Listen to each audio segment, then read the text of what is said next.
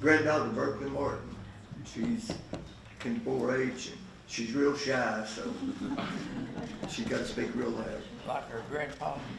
All right, everybody stand with us.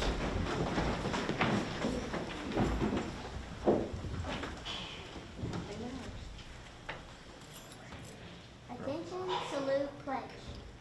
I pledge allegiance to the flag of the United States of America and to the republic for which it stands, one nation, under God, indivisible, with liberty and justice for all. Thank you.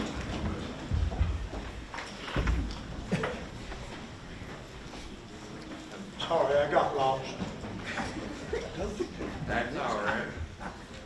Second, we'd ask to take a moment of silence here. Now we know there's been a lot of destruction happened over the past week. I've never seen anything like it before. I mean, to our region being affected like it is, and I appreciate the outreach our county has done, school system wise. Tommy stepping up and letting different groups come in and use our facilities and things like that.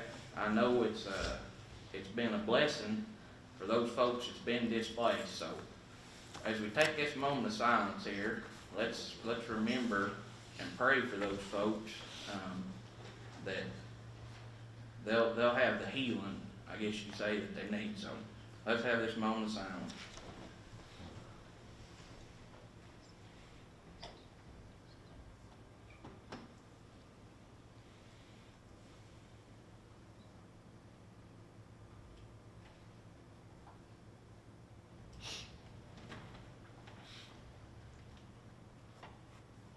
All right, thank y'all for that. Now we're going to get to the public input portion of the business session tonight. You got a clock for us? All right, we can get the clock set up here. How many folks do we have? 7. All right, so remember we got 3 minutes per person tonight. So who is the first? David Seal from Dandridge, speaking on policy, get citizens input. All right. Thank you, Mr. Chairman. David Seal, 730 San Martin Road. Topic is Board Policy 1.404, Public Input. I compliment you for having a policy that allows citizen input on broad topics related to the operation of the school system and not just agenda items. However, I believe your public policy needs review. To support this, I call your attention to a speech made by Commissioner Edna Langley a few months ago, right before the 2 new members were elected to this body in 2022. She discussed her admiration for the school board, for Director Shane Johnston. Nothing wrong with positive reinforcement. Then Langley veers off school policy, making disparaging statements about one political party while praising another. She brought up issues of child custody, alleged criminal activity with nothing to support it. Then she goes off the rails about religion, guns, rebel flags, describing how Christianity, and I quote here, has been hijacked, misused, and prostituted, end quote. Mr. Chairman, those comments by Langley had nothing to do with school policy or operation. Then her diatribe got worse. She stated on videotape that she was a proud Democrat, but planned to vote in the upcoming Republican primary. Crossover voting in Tennessee is a violation of election law. At best, a Class C misdemeanor. At worst, a Class D felony, depending on the controlling statute. She got a standing ovation from the school board after she pledged to violate Tennessee election law. Not exactly a good example for our students. I'm glad the 4 newest members of this body had nothing to do with that. I'm sending you a video link to her speech, the statutes that govern primary election, her voting records, and written suggestions on policy 1.404. And with that, Mr. Chairman, could I have 20 seconds to address something Mr. Hardy said? Thank you, sir. From 2018, Mr. Hardy, I have a needs assessment list that was presented to County Commission. It was required as part of the White Pine renovation project. It was the pie in the sky capital needs list for the entire school system. You would be amazed to see a comparison between that report presented to the County Commission from this board and what the Lewis Group came up with 1 year later. I'm going to scan it and send it to you. I'll send it to everybody if they want. Thank you, Mr. Chairman. Thank you. Thank you.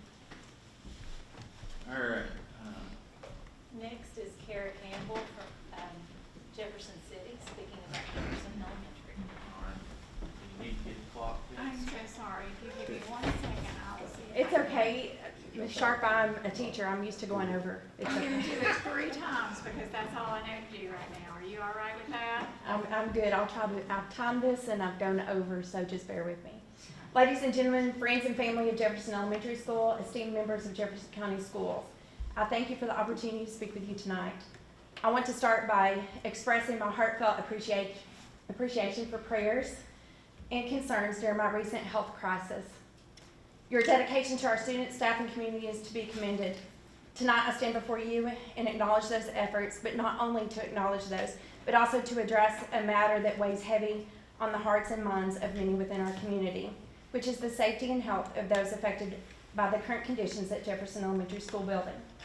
I am a mom, a former student, he's here tonight, a grandmother of a current student, a voting taxpayer who just so happens to teach at Jefferson Elementary School.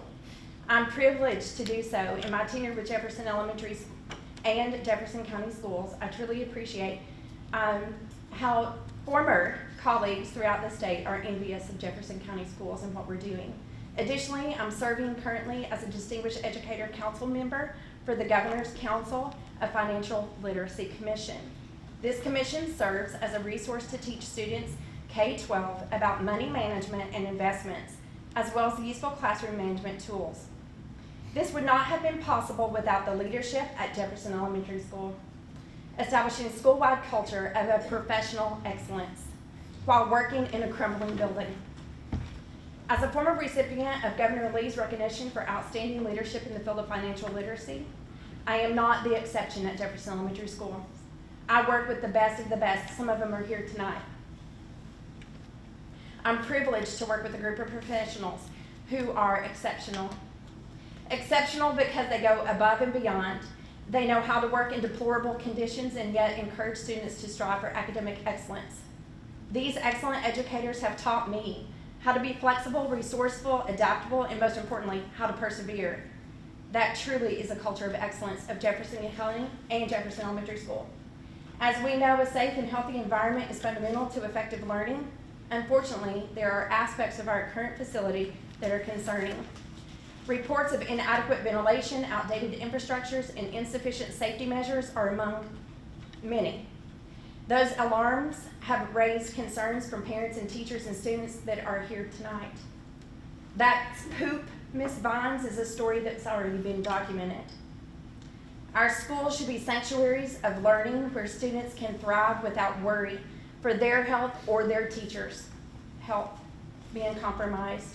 I urge you to consider, as we know Dr. Arnold has, the implications of the conditions that we have worked in and are currently working in. When students feel unsafe or ill, it directly impacts their ability to focus, learn, and grow. We all want our children to succeed, and they deserve an environment that fosters their potential. I understand that resources are often limited, and addressing these issues takes time, money, and planning. However, this board voted to give Dr. Arnold a month to do so, and I believe he has. I believe that Jefferson Elementary School staff, faculty, and students should be kept intact in a healthy, safe learning environment, but now, not later. However, if the plan does require us to be divided, move to separate buildings, or even go virtual, I know that the dedicated, adaptable professionals at Jefferson Elementary School will once again persevere and rise to the occasion. After all, we say JES is the best. Let's work together with community members, county commission, and prioritize our most urgent need, which is a safe and healthy learning environment for the faculty, staff, and students of Jefferson Elementary School. I urge you to continue to invest in Jefferson Elementary School, invest in our students' futures. Thank you once again for your dedication, your hard work that you've put into making this district exceptional. Together we can assure excellence that we are reflecting will also continue into the future as we strive for a safe and healthy and nurturing environment where every child and every teacher can flourish. Thank you. Thank you.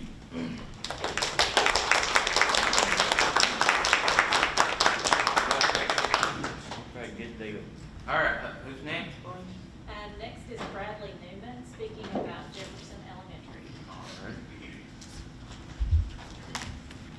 Pass this down.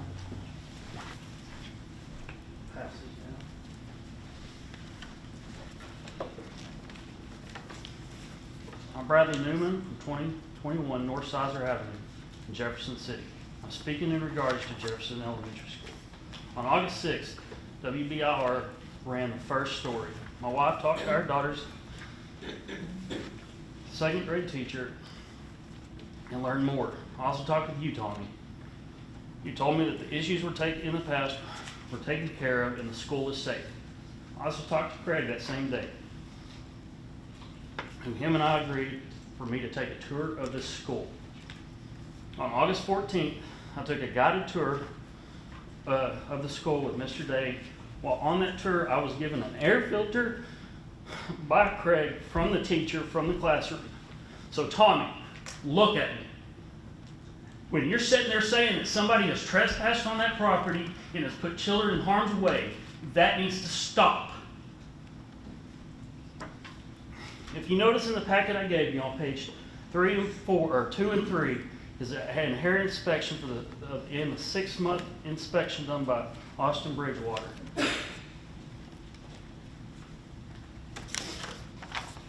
On pages 4 through 10 are pictures of damaged insulation steam pipe that my family and I took the night of open house, not trespassing. These photos are only in the building of the kindergarten, first, and second grade halls.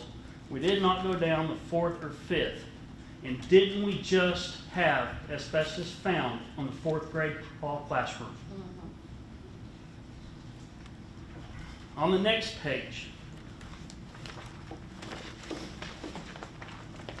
we'll once again see the 6-month inspection signed by Austin Bridgewater, and it is stated on everything, no damage.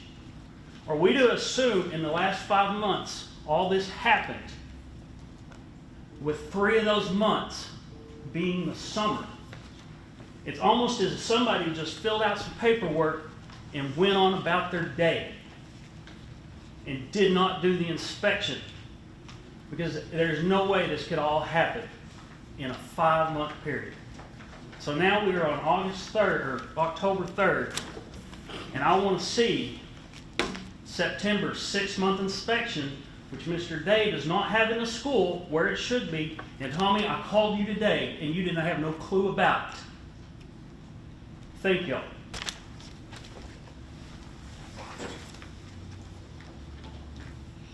Thank you. Who's next? Randy Rogers, speaking about relief efforts. All right, Mr. Rogers.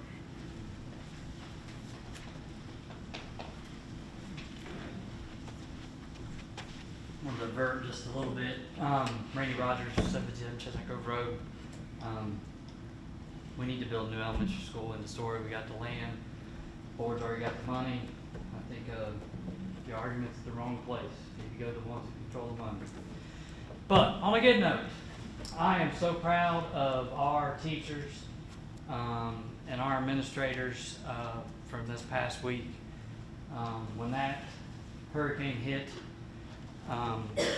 several of my teachers reached out to me, in particular Coach Riley and some others. What can we do? What can we do? I'm thinking about this. I'm thinking about this. I said, listen, you reach out, see what they need, and we'll help them any way we can.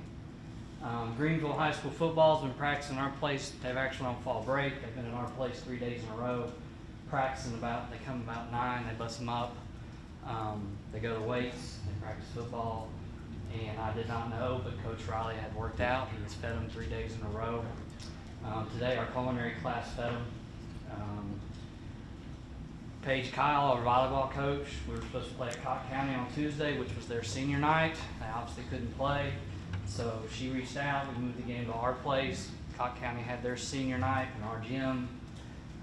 Again, Coach Kyle went out and got gifts for the 2 seniors. They also got gifts and items for all the players to shower after the game, things you don't think about.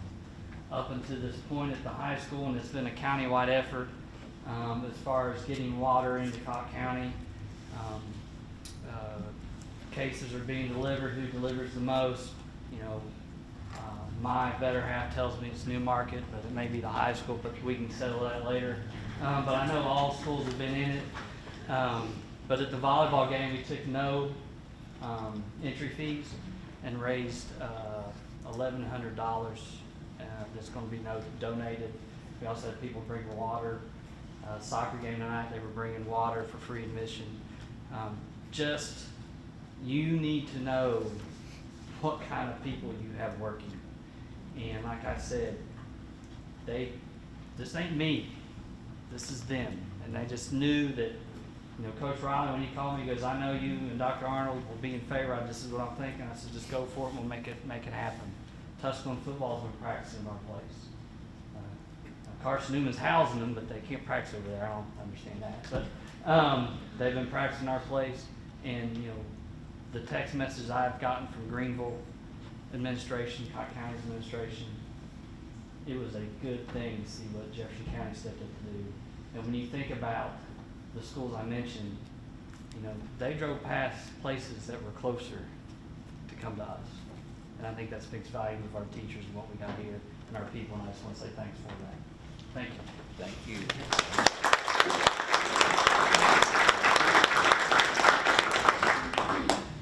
you. Next person is Alicia Gibson of Jefferson City, speaking on Jefferson.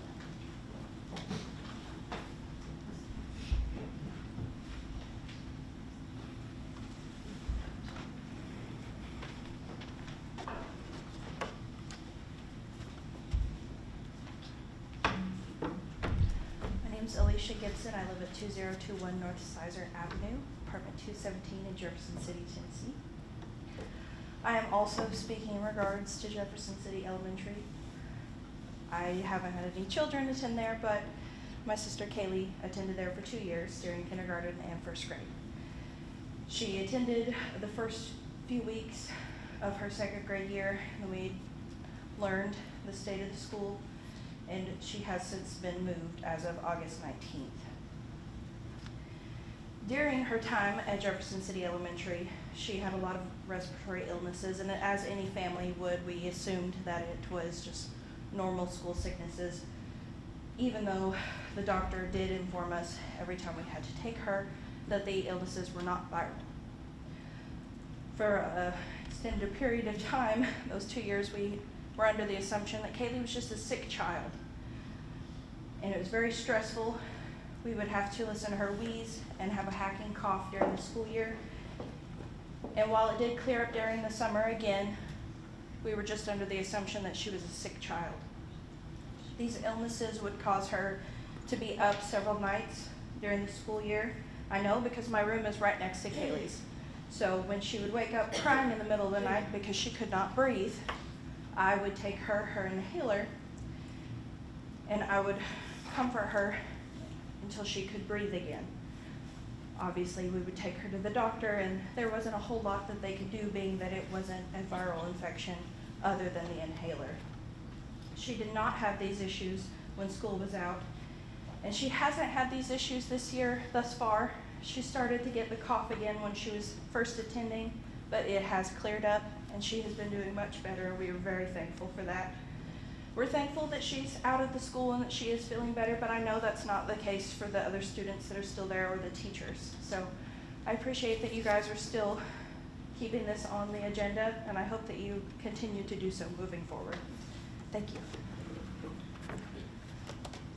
Thank you.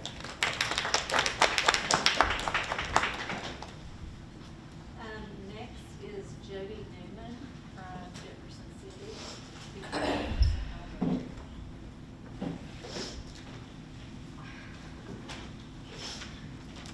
Oh, Lord. Forgive me, guys, I'm emotional.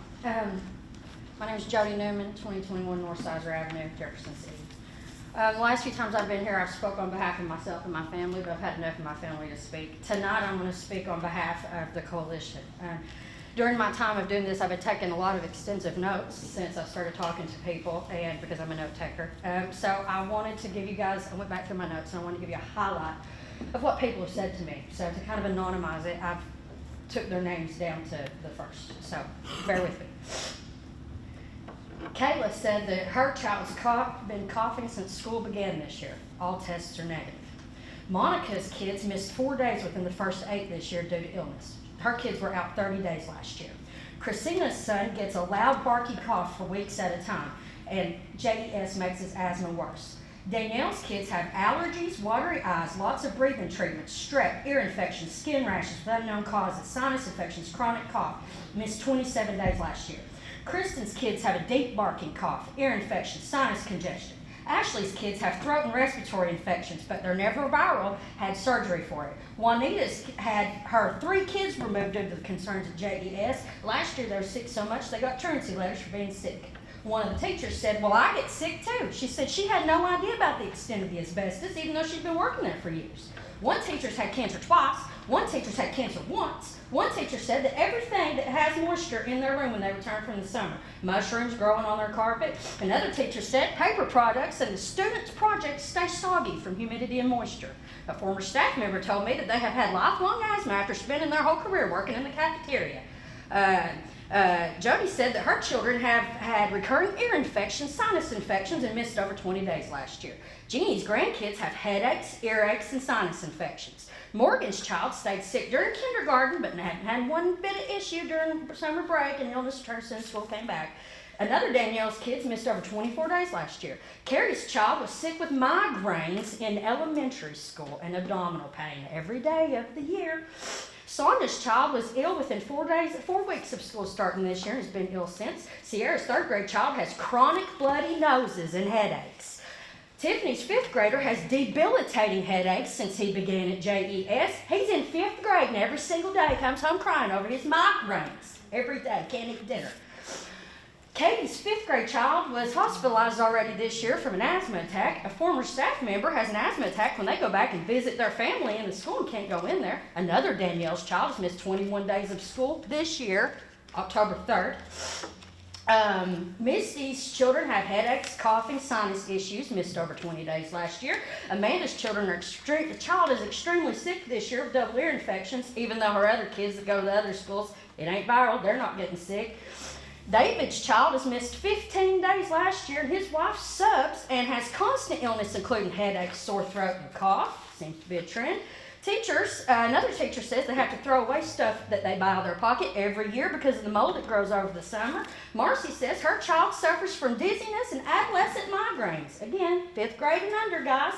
Trish is concerned about the allergies and headaches in her children who are now at JMS in 8th grade, and they've been having those problems since JES. So here's the thing, guys. This is just a very small percentage, and this is about everybody that I've talked to. So I highly suggest that you guys start talking to people too. Thank you.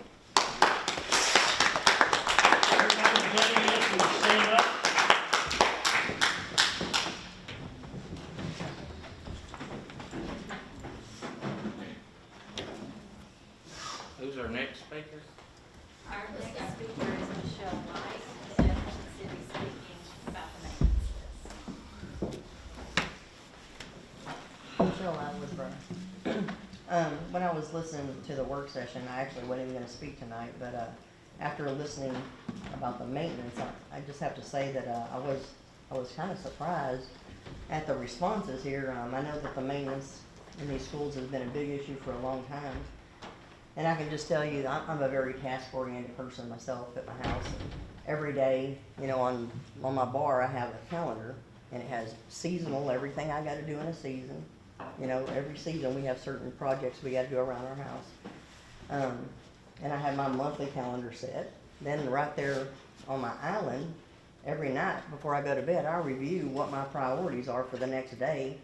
That morning when I get up, those priorities are sitting right there. Anything I don't get to that day, I gotta roll to the next day or figure out another place to put it. That's how I have to command my whole life as a housewife and mother. So I was very shocked to hear that there wasn't some kind of like master list in the superintendent's office of, you know, these are the projects that all have to be done based on the needs assessment. This is what we have done and this is what we need to get done. I was just surprised that a list doesn't exist like that. I would definitely advocate that, you know, y'all get a list and this board work together to try to figure out what the priorities are. Because, you know, what are you gonna do if you don't know what's the most important things to tackle? And so, I don't know how y'all are getting things done, and maybe that's why holes are falling through and some things aren't getting done is because there's not a good master list. It seemed like that would be something you would be able to go to the head of maintenance and just say, we need that list, and it's right there, accessible. So thank you for bringing it up, and I hope y'all can work to get that. Thank you. All right, so that is it on the public input. Appreciate everybody coming out and speaking your mind on the issues that matter to you, matter to all of us. So now we're to the approval of the agenda, and I believe Tommy handed everybody an addition here with the cross-country team needing to go to the Jesse Owens Classic to add to the overnight field trips portion of the consent agenda. And then you said something about taking off the 5-year strategic plan portion. That got put on there by mistake. So are there any objections to taking off number 4 under new business and adding the cross-country to the consent agenda? All right, that'd be unanimous consent then. So is there a motion to approve the agenda?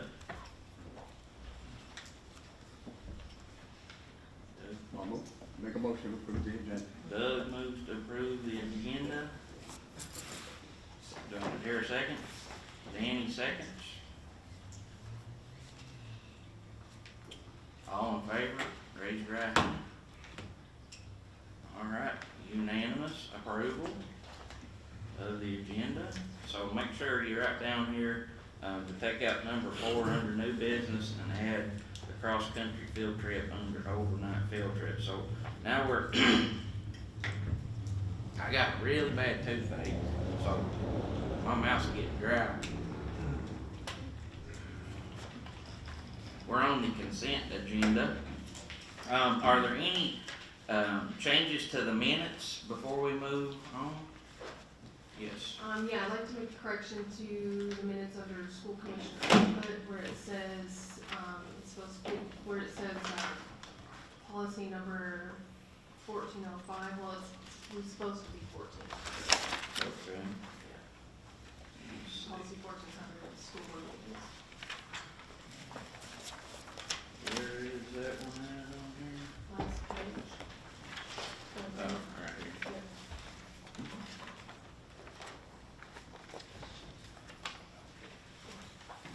All right, are there any more corrections to that?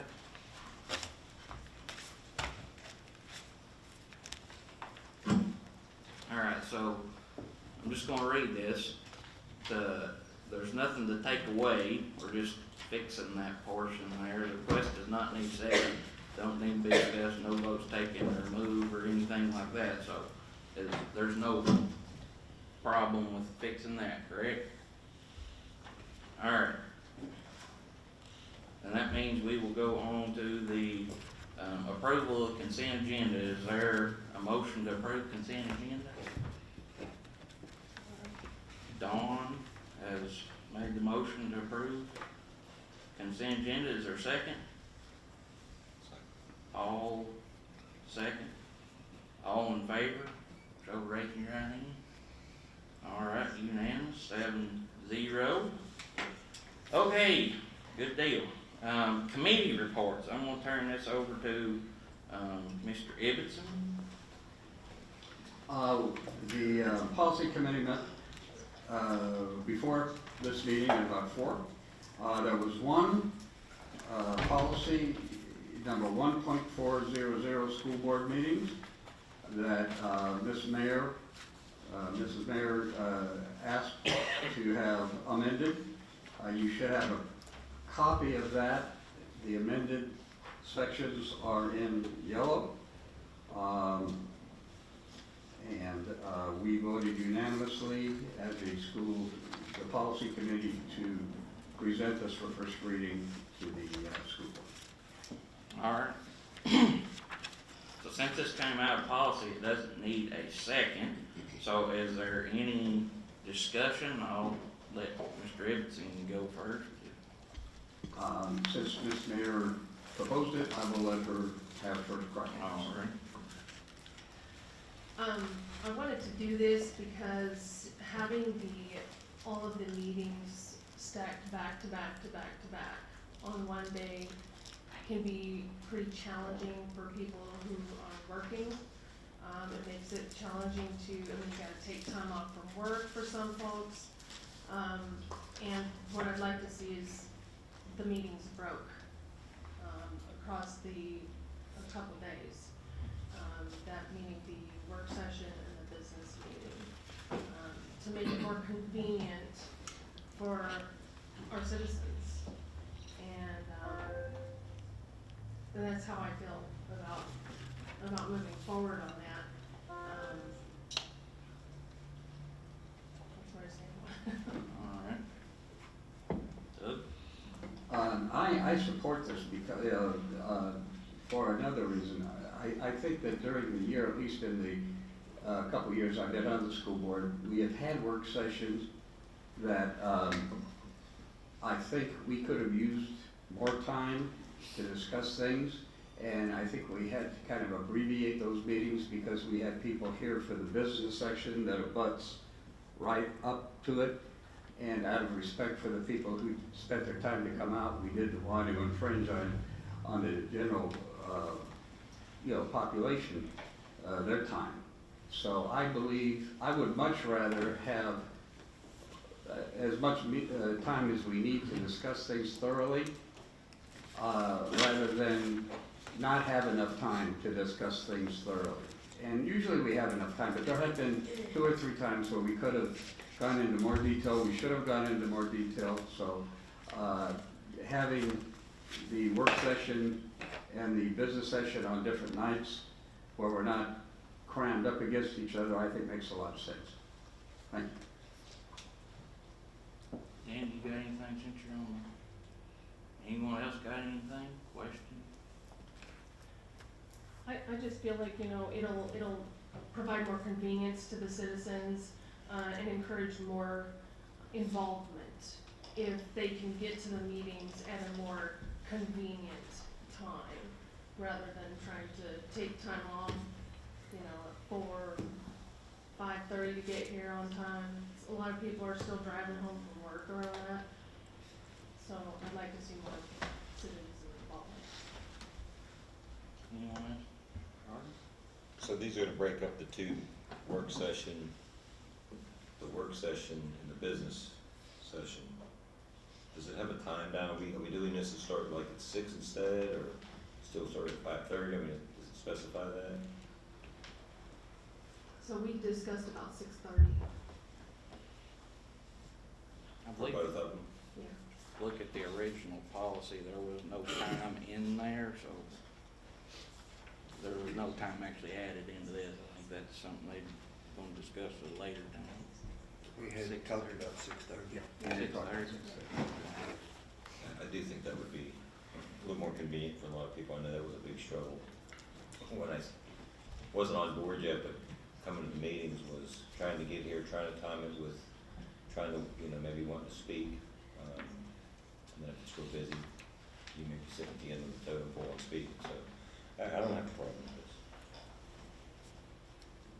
Anyone else? All right, hearing nothing, then we'll, proceed to vote on this first reading of policy 1.400, school board meetings. All in favor of the motion, please raise your right hand. All opposed, raise your right hand. The 5-2, the motion passes on first reading. You'll now move to the second reading. Give me just a second here. I'm trying to help out with Rhonda and everybody else over here.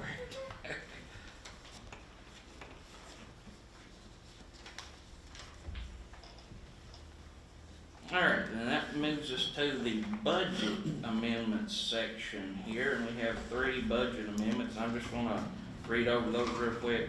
General Purpose Fund 141, number 3, 1 through 6. Federal Purpose Fund 142, number 3, 1 through 6, and then 3 is Capital Project Fund 177, number 3, 1. So is there a motion on budget amendment number 1?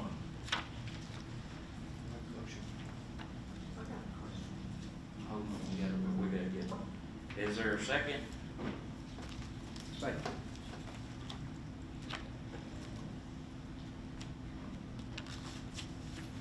All right. Discussion? Any? Okay, Dawn?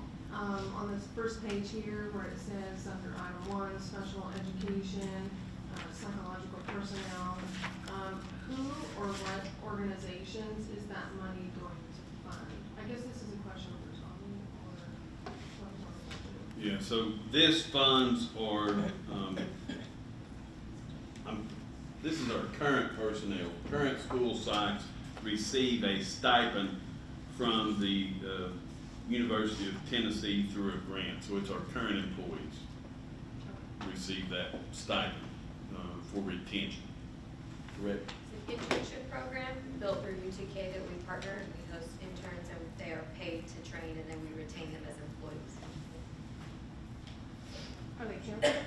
No, these are school psychologists. These are personnel who do testing on students, so they're our employees. Okay. Any other discussion? All right, all those in favor of General Purpose Fund 141, number 3, 1 through 6, under budget amendments, please raise your right hand. All right, that's 7-4, 0 against. Budget amendment number 1 passes. All right, is there any motion on Federal Purpose Fund 142, number 3, 1 through 6? Move. Mr. Gibson has moved. Is there a second? So moved. I'll get you down, Bill. All right, is there any discussion? All right, hearing none. All those in favor of budget amendment number 2, Federal Purpose Fund 142, number 3, raise your right hand. All right, 7-4, 0 against again. All right, moving to budget amendment number 3. Is there a motion on the floor for that? All right, Danny makes a motion. Dawn has a second. Any discussion? Capital Project Fund 177. All right, all those in favor, raise your right hand. 7-4, 0 against. All right, so there's no unfinished business. That then brings us to new business. We have a couple resolutions here. JCHS welding shop expansion. Remember, number 4 was removed, 5-year strategic plan, but please remember to be looking over that. 5 is funding for Talbot Elementary School project. 6, 2025 fiscal year school calendar. 7, standard student data privacy agreement template. 8, Jefferson Elementary School relocation plan for students, and then 9, Jefferson Elementary School funding.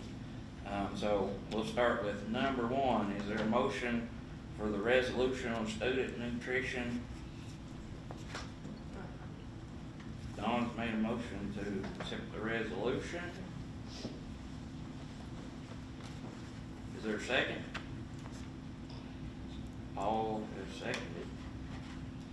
Any discussion? All those in favor of resolution number 2024-131, student nutrition surplus, raise your right hand. 7-4, 0 against. All right. Resolution number 2, is there a motion on the floor? So moved. Mr. Ibbotson has made a motion to accept resolution on technology surplus. Is there a second? Dawn has seconded. Any discussion? All those in favor of resolution number 2024-132, raise your right hand. All right, 7-4, 0 against. Okay, moving right along. Amy drink. JCHS welding shop expansion. Danny has moved on the JCHS welding shop expansion. Now, is this to accept the plan? Accept the plan on the JCHS welding shop expansion. Is there a second? Second. Paul has seconded. Any discussion? I will say I think it's a good idea. Anything to help out our students in CTE, I like it, so. Anything else? All right, all those in favor of the motion to accept the JCHS welding shop expansion project, raise your right hand. All right. 7-4, 0 against. Remember, number 4 is out, so now we are to funding for Talbot Elementary School project number, it's actually number 4 now. Is there a motion? All. Yeah. I move that $1 million from the fund balance 141 be transferred to the Talbot project account.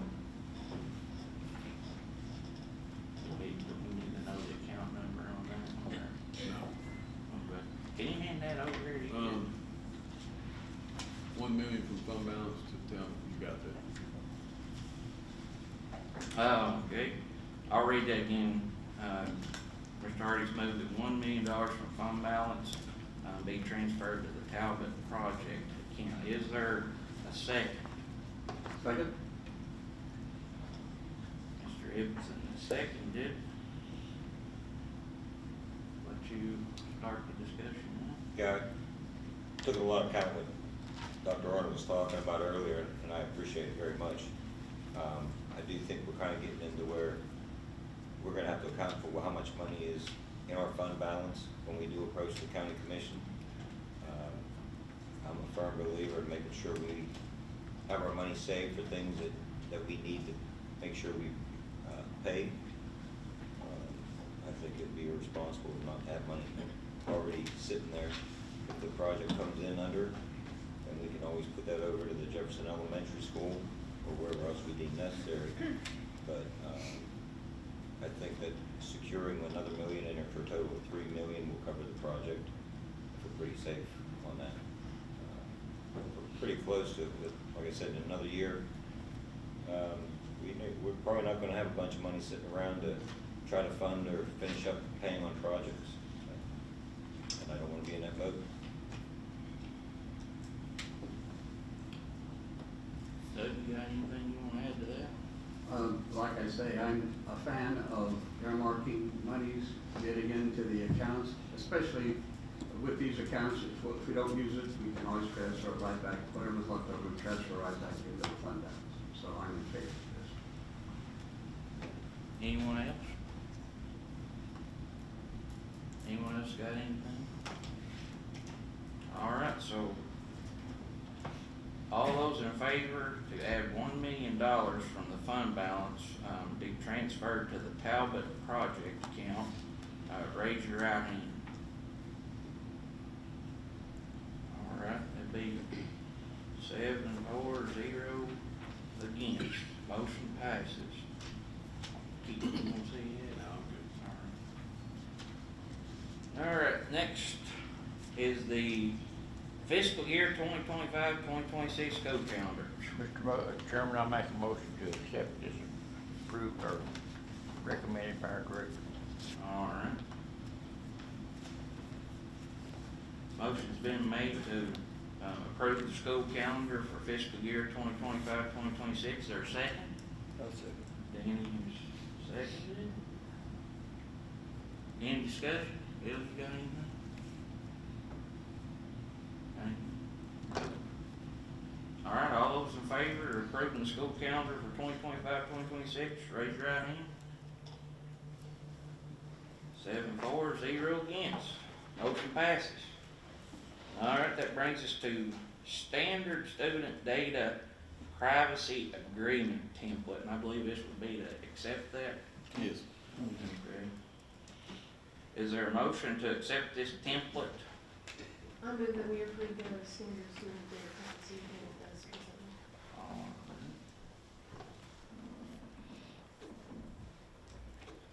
right. Is there a second?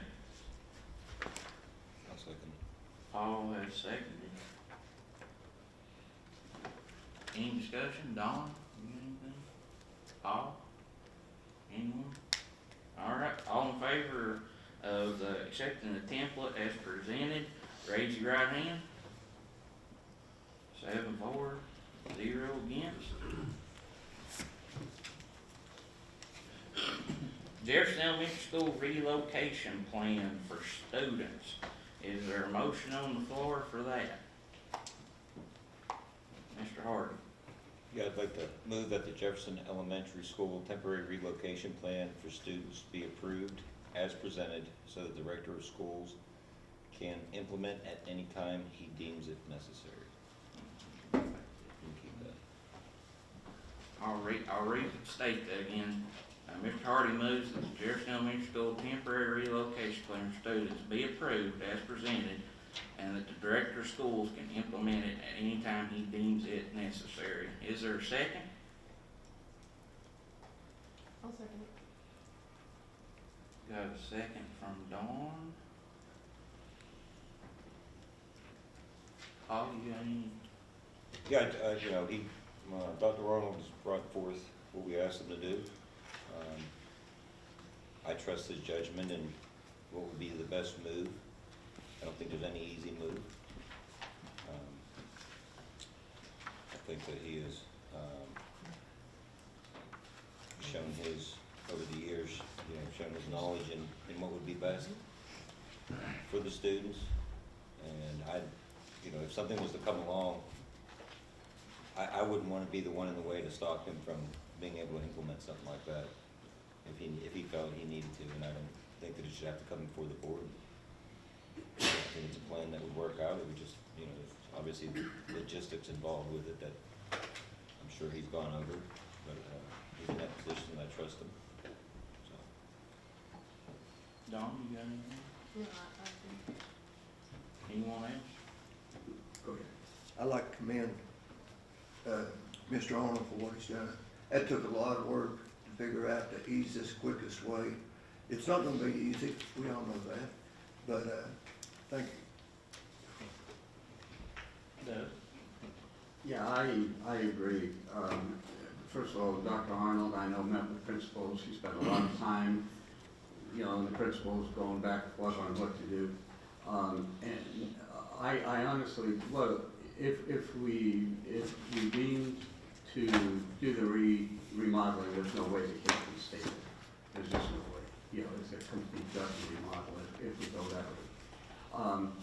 secondarily, I almost think that I'm not proposing this, but if we got hit with the floods that our neighbors got hit with, and Jefferson Elementary was underwater, I think we need a plan like this that's already been pre-thought out, pre-approved, pre-discussed, so that we could jump into action right away and do this. I think we ought to have one of these for each school. I'm not proposing that at all, but I love the idea of having a predetermined plan to move kids if it's needed.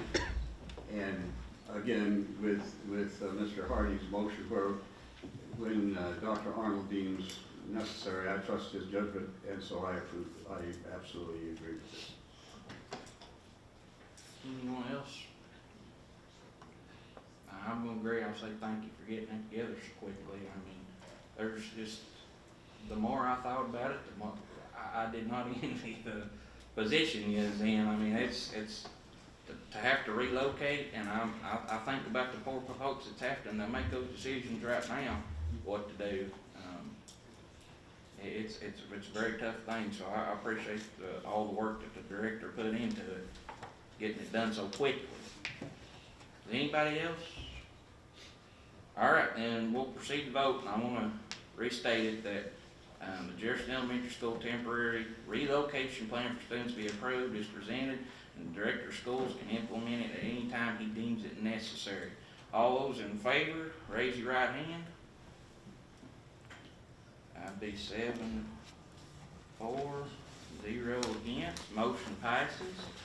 Thank you. All right. And then we have Jefferson Elementary School Fund. Is there a motion on the floor for that? Yes, sir. Mr. Evans. I move the $2 million be moved from the fund balance to account 141-34655 for the Jefferson Elementary School. Is there a second? Oh. Yeah, he got another one here. Does she need one? I'm really concerned. Would you consider, $2 million being moved from fund balance to account for Jefferson Elementary School and omit that number, just in case that number's not? You mean the account number? Yes. Oh, absolutely, sure. You good with that? Yes, I'm concerned about the source of funding for the relocation money. I wasn't clear on that. Fund balance, It No, wasn't she's stated. talking about the previous one. Relocation plan. relocation. So if a relocation was deemed necessary, we would have to come back for a funding source. Okay. Good with that. Yes. All right, so you're okay with I'm striking? fine, that's fine. Okay, so taking that number out, that $2 million be moved from fund balance to the account for the Jefferson Elementary School. All right. Is there any discussion? Doug, you? Yeah, and like I mentioned in the work session, I believe in doing incremental funding, not doing big chunk funding. I think it shows fiscal responsibility. It leaves us the leeway with the fund balance to do what needs to be done if things come up that we hadn't anticipated, which they always do. And again, at any time down the road, we can move more in there if we want to do that. So I'm not going to repeat everything I said in the work session, but that's my rationale. Thank you. Paul, you're second. You got anything? All right. Does this have to be voted on by our county commissioners? Yes. I'm not against it, just putting the money in there. But I don't see or don't understand why we keep piddle-paddling around. We've got the most money we've ever had in fund balance, and why can we not make a move to start something? I mean, if we take $1 million out today and $1 million out next time, we asked them to take out some once before and put in our fund balance for the Jefferson Elementary School. What kind of a vote did we get?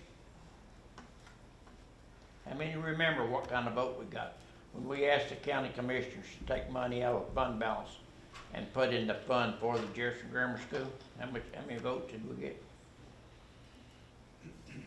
I'm not gonna quote them if you all could check it out. Anyone else? Yes. I can support this motion. Since 2020, there's been 5 motions made to build a new Jeff Elementary School. Correct. 5 of them. 3 of them basically was asking for the full amount. In 2020, I think the amount was 19.5 or 19.9 million for a new turnkey job.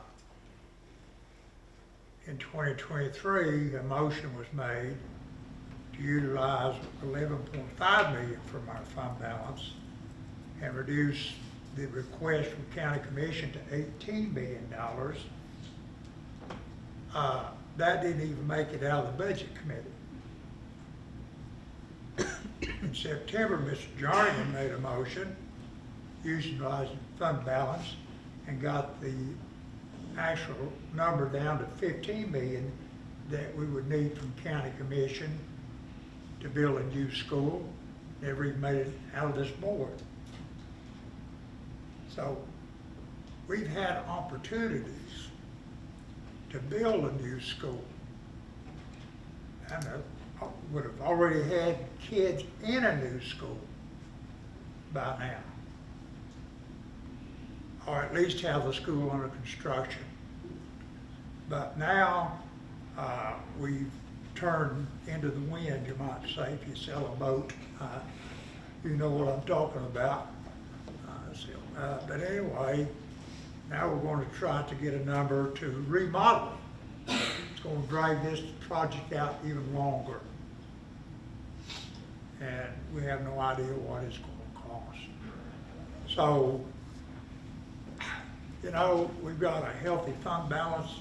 Talked about, I don't remember the number, but Mr. Jarnigan and I both can remember if we had $100,000 in fund balance, we was tickled to death, you know, that we didn't go in the red and have to go back to county commission to ask for money to balance the budget. So, I think with our fund balance that we take the needs assessment that I pointed out earlier that was done by the Lewis Group in 2019, go through that needs assessment, identify things that have been done, identify things that are needing to be done to our schools that exist, that have needs, then use our fund balance for those things until we get a number from, what's the architectural firm? Blanket Jones. Yeah. I'll have to ask you again, mate. So they get a number for what it would cost to remodel Jeff Elementary School. How long that's going to take, I don't know, but I just simply can't support this motion now because we went down that road and we've whittled the number down to a reasonable number, and county commission would not fund it. And like I said, last meeting, it didn't even make it out of this for $15 million. So anyway, that's my take on things. Everybody has a different opinion. I respect your opinion. I have no problem with it, but it's just going to drag this project out longer and longer and longer. And remodeling Jeff Elementary School is not going to be like Piedmont. If you've been in the Piedmont Elementary, boys and girls, we lucked out there. We got us a new $1 million building, a new under $12 million building that looked brand new. And we were able to have school. I shouldn't say we, not me. Thank goodness. Anybody here from Piedmont that teaches down there or whatever, somebody, that you cannot, do we got somebody? There we go. There she is. She can tell you. I tell you what, being a teacher, I cannot believe that they can have school in that building for 2 years with construction going on. Folks, it is amazing what our teachers can do under a situation. But I think Jeff Elementary is beyond what we should expect from our teachers and our students. And we've drug around, we could have had a new school and had the kids in it, and this chasing this remodeling thing is gonna take a while. And me personally, I don't think we can keep the kids in that building. I would hope not. If I had a child in that building and it's being remodeled, my child was still in there, I'd no way. So that is going to bring on a bigger expense, a portable village somewhere, and those things are expensive. If you rent them, then you have to return them as brand new. So if we have portables, that's 2 or 3 years probably that they're going to be used, and we finish them, then they have to be brought back to new standards, and we have to pay all that cost. If we buy them, now we're stuck with a portable, what do we do with it? See? But we've been able, with the building program in 2010, the objective of that building program was to get rid of the portables, and it did happen. And those portables were put to good use at the Oakland Center. They work perfectly. Jefferson Academy uses some of them, but I didn't. I just can't support this. I still feel like we need to build a new school. We have the plans, schematic plans. We could go out to bid quickly and get construction started. Well, I won't make that prediction. I'm not that good. But anyway, thank you, Mr. Chairman, for letting me talk. I probably ran over my time, but No. I'm through. I can't support this either. It's, some of the remarks that's been made are ridiculous. We voted here not long ago at our meeting to have a joint meeting with our county commissioners to see what we can come up with. How far has that been? It's not got anywhere. We asked them to pay half of the cost to get our remodeling job done at the grammar school. How far did that get? They didn't even vote to pay $150,000 that we asked to get an estimate on remodeling the school. What did the commissioners do? Zero. All that I've heard for the last, well, I'm not going to say compliment like this, but all I've heard is our commissioners are wanting to know a price to remodel the grammar school. I wasn't here last month, but we sat here, the school board did, and voted to spend $750,000 to get a cost to remodel that school over there. That's 75,000. Was $75, or seven, I'm sorry. It was up to. Huh? Up to. Up to. 75. What happened to our meeting we was gonna have over the commissioners? That we're waiting for them to approve a committee. We're waiting for what? They've got to They meet put in a committee October. together. They ain't met yet. But we're gonna go ahead and do all this before we ever meet, right? And we're gonna take all this money and put it in the fund balance before they ever meet or anything, right? If it passes. I'm through. Anyone else? I just have to say that it was brought up, about renting portables, buying portables. The plan that Dr. Arnold has brought up, if we have to move those kids out of there for remodel, for whatever purposes, it's gonna be a whole lot less than buying these portables or renting these portables. I'm sure, correct? And there would be some portable use. There would be some. And then it would, impact, other facilities. Right. But it's not like having to move them out, all of them into the portables. That would cost us a hunk of money. So if it does come down that we remodel this school, he has a plan in motion, and I'll stand behind him on that. But I'm gonna agree with these gentlemen, I can't back this motion. It's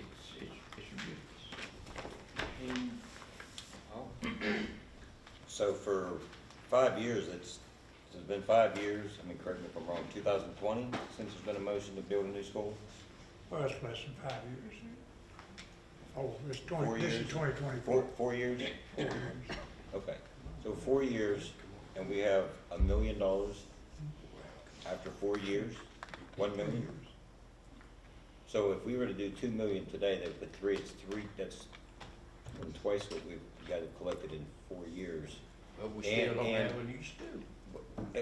And that's not, I didn't sit on this side back then. I sat right up there one time and I told the board, you're gonna have to do what the county commissioners want.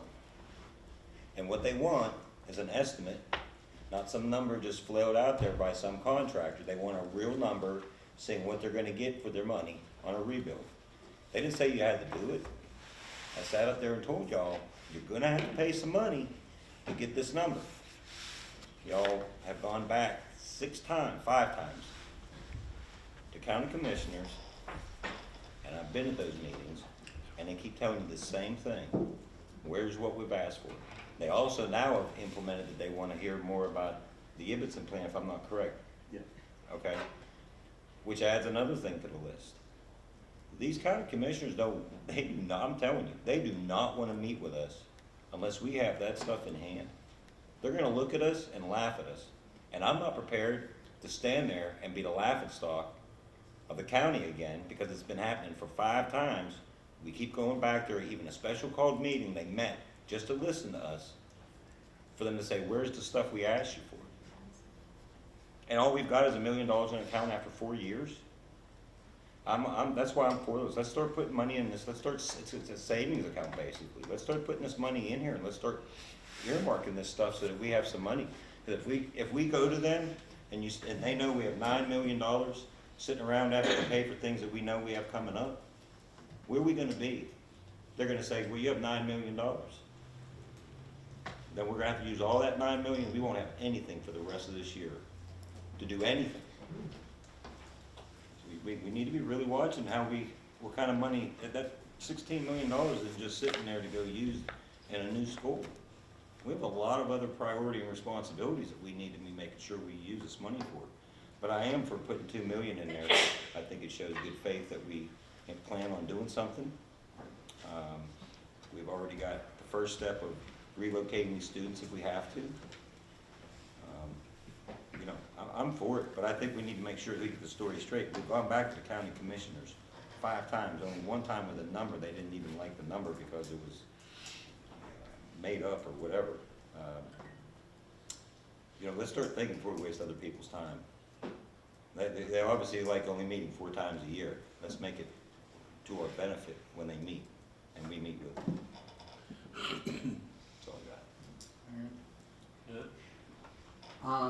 I'm interested in moving forward, not looking backwards. All right, what happened in the past, we can't change it. Everybody had their own reasons why they voted, how they voted, both on the county commission and here.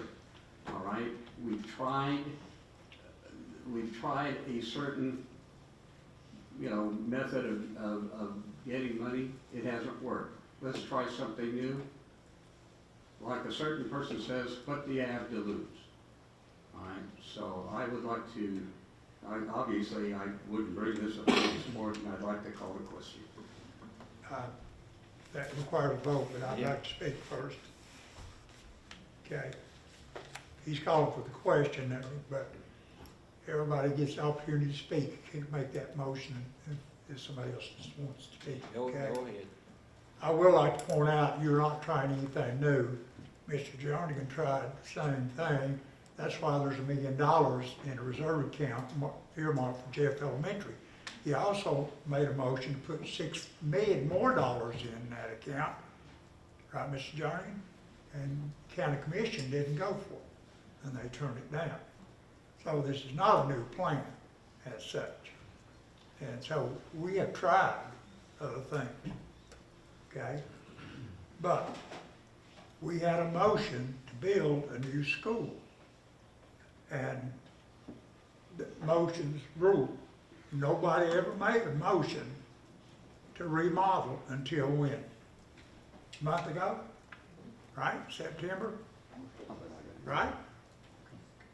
And what did I say? I support it. I voted for it. Yes, the county commission wants that number.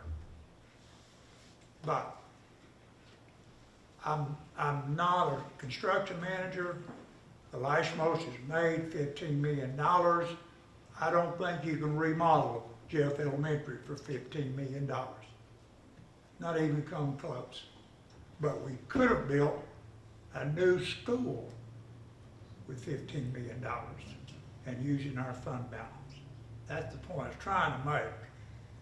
We were ready, we could have got started.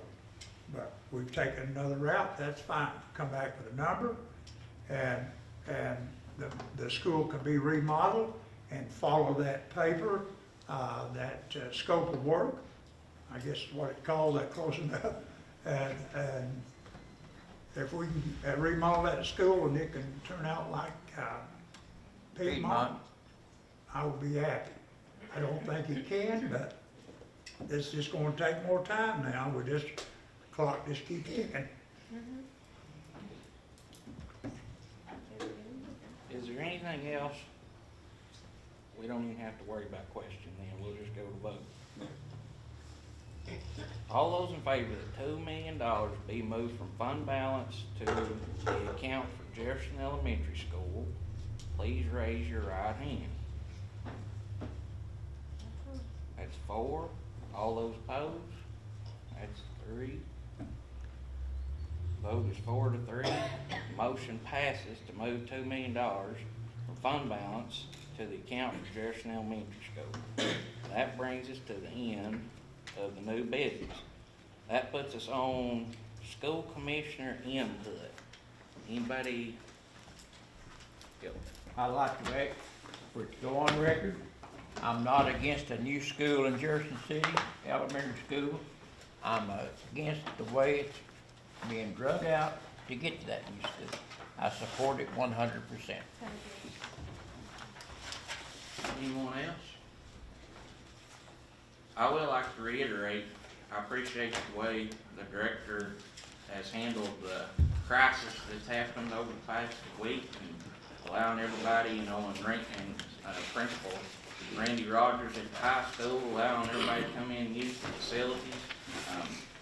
It's a really nice way to work with the community and show good faith, so I appreciate that. Yes. Your comments spurred something in my mind. Also, if those of you who don't know, I think it's very, very important, like we're doing, is to work with the community. Right after our last school board meeting, the animal shelter had 68 malnourished and abused dogs dumped on its porch. They had no room whatsoever for those, and they had no warning that was coming. I was approached by one of the county commissioners on the animal control committee saying, you have a fairgrounds with a livestock pavilion up there with caged stalls. Would you be receptive to the idea of moving some of those animals out of the animal shelter up there if we can care for them and all that? I got in touch with Tommy, I got in touch with Austin Bridgewater.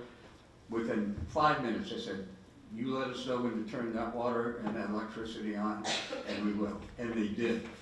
So right now, we have, about 20 dogs up there that, had we left them at the animal shelter in the area they were, they would be dead right now or injured because a tree came down right across that area, crushed the fence, completely crushed the kennels. So the day before that happened, because of what we did, we saved the life of about 20 dogs. And they're being cared for and taken care of up there. That's dealing, that's cooperating. Also, the other night, a couple of weeks ago, for Music on the Town, it was threatening rain. They needed an indoor venue. Dr. Arnold What's that? Yeah, Dr. Arnold said they could use the Performing Arts Center. They did. The concert went on as scheduled. That's working with our community. That's, outreach. I'm very, very proud of our school district, and thank you. Anyone else? All right, that takes us to the adjournment. Is there a move to adjourn? Danny moved to adjourn, is there a second? All those in favor? I think everybody's gonna run. Danny, you're taking, Place.